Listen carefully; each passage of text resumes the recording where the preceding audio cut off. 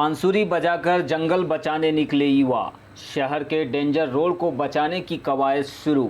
अपने अपने तरीके से युवा समाज सेवी पर्यावरण प्रेमी कर रहे हैं विरोध। मध्य प्रदेश के बालाघाट में शहर से सटे जंगल को काटकर सड़क बनाने के विरोध में शहर के युवा आगे आए हैं।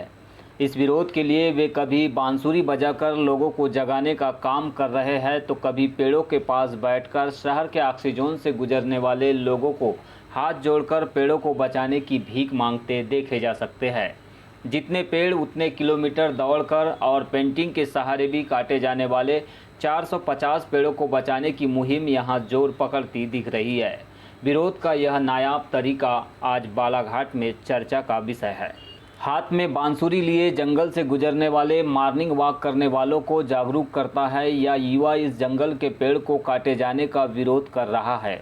वन विभाग ने यहां एक सड़क बनाने के लिए 450 पेड़ों को काटे जाने के लिए चिन्हित किया है, जिसके विरोध में बालाघाट से जुड़ा यह कलाकार, जो कि मुंबई में काम करता है, गुजरने वाले हर आदमी को बांसुरी की धुन पर इस जंगल को बचाने का संदेश दे रहा है। शहर के बीचों बीच इतना घना जंगल शायद ही आपने कहीं देखा होगा। यह बालाघाट का डेंजर रोड है, जिसे सालों पहले यहां स्थापित फॉरेस्ट के रेंजर कॉलेज की ट्रेनिंग के लिए विकसित किया गया था, जहां देश में वनों के विकास संरक्षण के लिए काम करने वाले रेंजरों को ट्रेनिंग दी जाती थी। लेकिन अब इसके बीच से एक सड़क बनाने का प्रस्ताव है, जिसके विरोध में शहर के युवा आगे आए हैं। जंगल में रोजाना सैकड़ों की संख्या में लोग मॉर्निंग वॉक करने आते हैं और इन पेड़ों को कटने नहीं देंगे, ऐसी भी शपथ ले रहे हैं। मैं विरोध से ज़्यादा एक चीज़ कहूँगा कि जिम्मेदारी मुझे लगता है बतौर कलाकार ये भविष्य के लिए, आज आने वाली जो पीढ़ी है उसके लिए हमारी जिम्मेदारी बनती है। तो इसलिए मुझे लगता है कि इस बात को लोगों तक पहुँचाना चाहिए। विरोध में कहीं ना कहीं बात आ जाती है कि आप नहीं करना चाहते या कुछ चीज़ें, लेकिन ये ज़्यादा ज़रूरी क्या है इसको देखने वाली बात है, मुझे लगता है। इसलिए मैं ये बात लोगों तक कह रहा हूँ। देखिए, मैं सबसे पहले आपको बताना चाहूँगा, ये जो रोड है ये बालाघाट शहर के भीतर की रोड है। इसको जो प्रशासन भारी रोड का नाम दे रहा है तो वो पूरी तरह गलत है।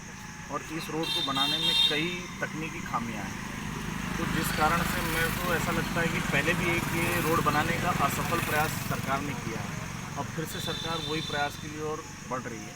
और ऐसा सुनने में आ रहा है कि इस प्रयास में 1000 से ज़्यादा पेड़ों को काटा जाना है। ये हुई सर्वे की बात, लेकिन हकीकत ये है कि अगर ये रोड को 40 फीट चौड़ा किया जाता है तो कई हज़ारों की संख्या में पेड़ कटेंगे। और इस जंगल को हमारे पूर्वज शुरू से ही बालाघाट के लंग्स, बालाघाट के फेफड़े बोलते हुए हैं। तो एक तरह से प्रशासन जो है वो बालाघाट के फेफड़ों को ख़त्म करने का काम कर रहा है। अभी आप देखेंगे जो कोरोना महामारी फैली है, इसमें जितने भी पॉजिटिव मरीज आए हैं वो बाहर से बालाघाट आए हुए मरीजों को ही कोरोना निकला, जबकि बालाघाट के स्थानीय नागरिकों में से एक भी नागरिक कोरोना पॉजिटिव नहीं मिला। तो मैं समझता हूँ उसके पीछे यदि कोई कारण है तो हमारे शहर से लगा हुआ जंगल है। शहर से लगा हुआ जंगल बेहद संपन्न होने के कारण और हमारे से इतने करीब होने के कारण हम आज इस महामारी से बचे हुए हैं। तो निश्चित तौर पर फॉरेस्ट ये कट रहा है। मैं इस रोड पे पिछले 10 सालों से मॉर्निंग वॉक करता हूँ, तो मेरे लिए तो एक बड़ी दुख की बात है और असहनीय पीड़ा की बात है। तो मैं चाहता हूँ कि ये जंगल नहीं कटना चाहिए। और जिस तरह से हम लोगों में चर्चा करते हैं, युवाओं से, बुजुर्गों से, तो एक ही बात निकल के आती है कि इस जंगल को बचाए रखना हमारी प्राथमिकता होनी चाहिए। बालाघाट से ट्रैफिक को बाईपास करने के लिए डेंजर रोड का जो सड़क है, जो डेंजर रोड के नाम से जानी जाती है, उसको बाईपास बनाया जाने का प्रस्ताव दिया गया था। तो इस सड़क को चौड़ीकरण करने के लिए पीडब्ल्यूडी ने आवेदन किया था, जिस पे काफ़ी